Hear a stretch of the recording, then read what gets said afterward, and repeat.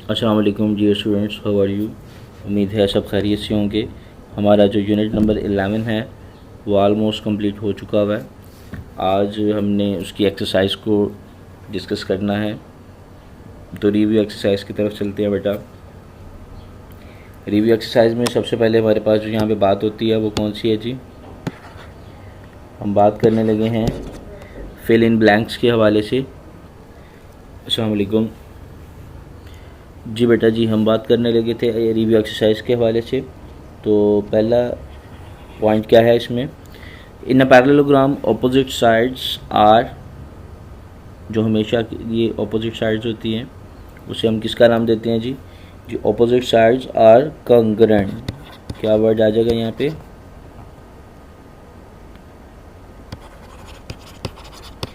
Congruent लिख सकते हैं, या इसका एक दूसरा आंसर वो क्या है कि ऑपोजिट साइड्स जो हैं वो एक दूसरे के पैरेलल भी हो सकती हैं। वेरी नेक्स्ट चलती हैं जी आगे, सेकंड पॉइंट के हवाले से बात करते हैं। In second point,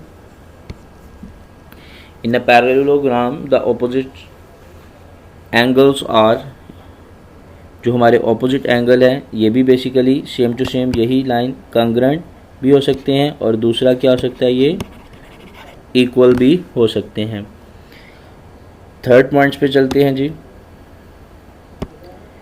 third point में क्या कहता है, वो कहता है diagonals of a parallelogram dash each other at a point. तो डैश की जगह पे क्या आएगा जी, इंटरसेक्ट। क्या आएगा वर्ड, इंटरसेक्ट। ठीक है बेटा, मैं इधर साइड पे लिख देता हूँ।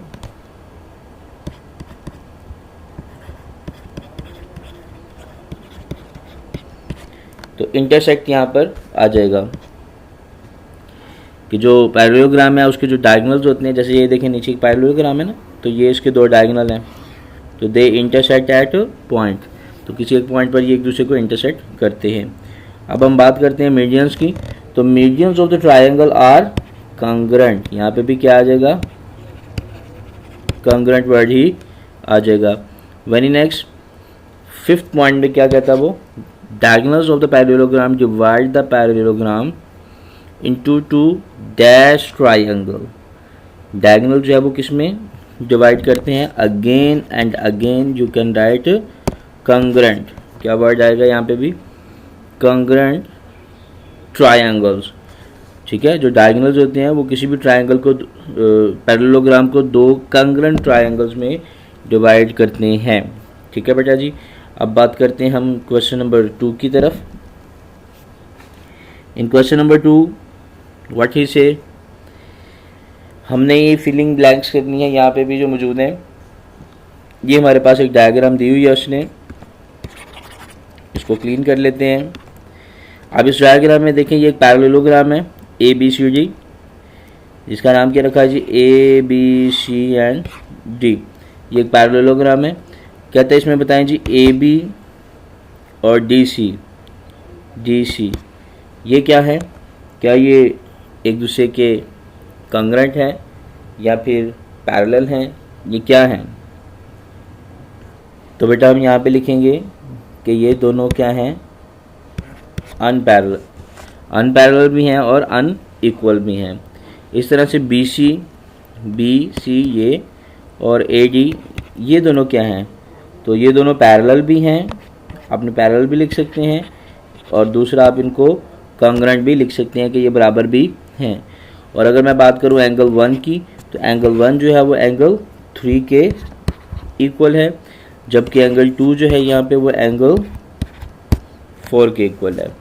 तो इस तरह से बेटा हमने क्वेश्चन नंबर 1, 2 दोनों को कंप्लीट कर लिया। अब चलते हैं हम अपने क्वेश्चन नंबर 3 की तरफ। कहता find the unknown in the given figures. अब अननोन इसमें कौन कौन से हैं जी, M, N एंड X। ये सारी वैल्यूज हमारी क्या हैं, अननोन है। एक बात तो कंफर्म है कि अगर ये 75 डिग्री है तो N भी क्या होगा, 75 डिग्री। इसका मतलब 75 + 75, ये तो कंफर्म हो गए। इधर से M और X ये दोनों भी आपस में बराबर हैं। M = X और इन दोनों को फर्स्ट कर लेता हूँ मैं ए के इक्वल। ठीक है, तो यहाँ पे वैल्यू क्या आ जाएगी, फार्मूला आता है m प्लस एन, यानी कि चारों एंगल का सम बराबर होगा 360 डिग्री। तो इन दोनों की जगह मैं अगर पुट कर देता हूँ वैल्यू, ए की बजाय आप x, m की जगह x पुट कर लें। एक मिनट, इसको भी रिमूव करें, इसको भी रिमूव करें। फर्ज करें जी, ये एक m एंगल है और एक x है, ये दोनों आपस में इक्वल हैं, तो इनमें से किसी एक की जगह वैल्यू पुट कर दें। तो यहाँ पे वैल्यू 75 कितनी हो जाती है, 75 बन जाएगी, ये बनेगी 150 प्लस, फर्ज करें ये m है, इसकी जगह x की जगह भी m लिख देता हूँ, इक्वल टू 360। तो ये बन जाएगा 2m is equal to 360 over, minus कर दूंगा मैं 150। तो यहाँ से m की इज इक्वल टू वैल्यू किसके इक्वल आ जाएगी, मेरे पास वैल्यू है जी यहाँ पे 360, माइनस करें इसमें से 150, 210 आ गया, डिवाइड कर दें इसको 2 पे तो 105। तो यहाँ पे जो एंगल आ रहा है वो कितना आ रहा है जी, m के इक्वल 105, ये भी 105 है और ये भी 105 के इक्वल है। तो ये हमारा आंसर आ गया। नेक्स्ट चलते हैं जी अगला क्वेश्चन। तो क्वेश्चन नंबर 4 में देखें बेटा, फिर से उसने हमें एक पैरेललोग्राम दी है और ये एंगल 55 दिया है, ये एंगल 11 इंटू एक्स नॉट दिया हुआ है, ये एंगल दिया हुआ है और ये एंगल उसने हमें नहीं दिया हुआ, और कहता है इसमें से आपने निकालनी है वैल्यू किसकी, एक्स की। तो एक्स की वैल्यू निकालनी है जी इस पैरेललोग्राम में, जो कि बहुत आसान है निकालना। हमने सिंपल क्या करना है, यहाँ पे एक्स और एम दोनों की वैल्यू निकालनी है। पहले एक्स की वैल्यू निकालते हैं, क्योंकि ये ऑपोजिट एंगल हैं, ये आपस में इक्वल होते हैं, लिहाजा 11x इज इक्वल टू 55 होगा और x is equal to 55 over 11 equal to 5। तो पहला एंगल x की वैल्यू आ गई हमारे पास। अब हम निकालते हैं जी m की वैल्यू, तो 5m प्लस 10। अब इसके ऑपोजिट साइड पे b पे कुछ भी नहीं लिखा हुआ, तो हम किस तरह से फाइंड करेंगे। लेकिन मैं ये जानता हूँ कि जो वैल्यूज़ यहाँ पे है वही,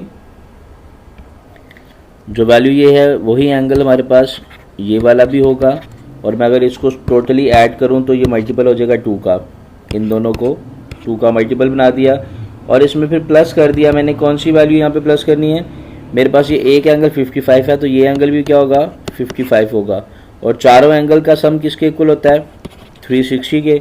तो इसमें मैं प्लस कर दूंगा, 55 बन जाएगा 110 और ये इक्वल टू आ जाएगा 360। तो मेरे पास ये इक्वेशन बन गई, 2 ब्रैकेट में 5m plus 10 plus 110 equal to 360 degree. अब चलते हैं बेटा, इसको ज़रा माइनस करते हैं, सॉल्व करते हैं। यहाँ पे इधर सॉल्व कर लेते हैं। क्या इक्वेशन थी मेरे पास, 2 into 5m plus 10 plus 110 is equal to 360 degree. तो यहाँ से मल्टीप्लाई करें जी, 10m plus 20 equal to 360 minus 110 equal to 10m। 20 की वैल्यू यहाँ पे क्या है, ये भी उधर जाके माइनस हो जाएगी। तो 360 में से पहले 110 को माइनस करते हैं हम, तो 360 माइनस 110 इक्वल टू 250 आ जाएगा। 250 में से 20 निकालेंगे तो वैल्यू मेरे पास आ जाएगी 230 इक्वल टू आ जाएगा 10m और m इज इक्वल टू आ जाएगा 23। तो ये लीजिए, मैंने m की वैल्यू भी यहाँ पर फाइंड कर ली। अब नेक्स्ट चलते हैं, हमारे पास क्वेश्चन नंबर 5 के हवाले से बात करते हैं। इसमें भी क्या है, एक पैरेललोग्राम उसने हमें दी है, उसके एंगल्स भी दिए हुए हैं और यहाँ पे देखें तो उसकी साइड्स को उसने इक्वल रखा हुआ है। इधर 8 है, इधर 10 है। तो हमने क्या करना है, अगेन m और n की वैल्यू फाइंड करनी है। तो इस वैल्यू को फाइंड करने के लिए फिर यहीं पे आ जाते हैं। वैल्यू क्या है मेरे पास, 4m plus n equal to 10, 4m plus n is equal to 10, ये पहली इक्वेशन है। जबकि दूसरी इक्वेशन है मेरे पास 8m minus 4n equal to 8। 8m minus 4n is equal to 8। तो इन दोनों इक्वेशंस में देखा जाए तो बेटा यहाँ पे 8 है तो यहाँ तो इसको 8 बना लो, यहाँ पे -4 है तो यहाँ पे 4 बना लो। चलिए मैं इस वैल्यू को 4 से मल्टीप्लाई कर देता हूँ। 4 4 16m plus 4n equal to 410 40। अब ये वैल्यू जो है वो इसके नीचे ले आओ। 8m minus 4n is equal to 8। By subtraction ये कैंसिल हो जाएंगी, ये प्लस की ये माइनस की वैल्यू, और 16 और 8 मिलके कितनी वैल्यू बन जाएगी 24m इज इक्वल टू ये वैल्यू बन जाएगी 48, और m बराबर आ जाएगा 48/24 इक्वल टू 2। जब m की वैल्यू 2 के इक्वल है तो इसको ऊपर वाली इक्वेशन में पुट कर दें, इसमें नहीं बल्कि इसमें पुट कर दें क्योंकि इसमें माइनस साइन है, फिर आपको उसको पॉजिटिव करना होगा। तो मेरे पास इक्वेशन है जी 4m plus n is equal to 10 है, और यहाँ से 4 into 2 plus n is equal to 10, so n is equal to 10, 4 to 8, 8 उधर जाके माइनस हो जाएगा and n is equal to 2। तो मैंने n और m दोनों की वैल्यू यहाँ पे फाइंड कर ली। ओके बेटा, नेक्स्ट चलते हैं जी। अब हमारा जो लास्ट क्वेश्चन है यहाँ पे क्वेश्चन नंबर 6 है, और उसमें वो क्या कहता है, इन दिस क्वेश्चन नंबर 5 में sum of the opposite angles of the parallelogram is 110 degree, find the remaining angle. चलिए जी देखते हैं ये दोनों एंगल अगर क्या है 55 है, और इनको सपोज कर लेते हैं हम दोनों एंगल्स को कि ये कौन से हैं, एक्स एंगल है। तो मेरे पास इक्वेशन क्या बनेगी, let's see 55 plus x is equal to 360। Now 2x is equal to ये दोनों वैल्यू ऐड होके उधर जाएगी तो बन जाएगा 360 minus 110, and x is equal to आ जाएगा, इन दोनों को माइनस करने से आ जाता है जी 250 divided by 2 by cancellation 1 2 and 5, तो 125 मेरे पास आंसर आ जाता है ईच फॉर x। ठीक है बेटा, यहाँ पे मेरे पास जो ईच एंगल आता है वो किसके इक्वल आ जाता है जी, यहाँ पे x की जो मैंने वैल्यू सपोज की थी वो इक्वल आ जाता है जी 150 डिग्री। तो ये आंसर भी मैंने निकाल लिया। तो बेटा ये आपकी एक्सरसाइज सारी कंप्लीट हो चुकी है। उम्मीद है कि आप सबको बहुत अच्छी तरह से समझ आ गई होगी, और अगर फिर भी कोई प्रॉब्लम रह जाती है तो ज़रूर डिस्कस कीजिएगा। ओके, अल्लाह हाफिज़, अपना ख्याल रखिएगा।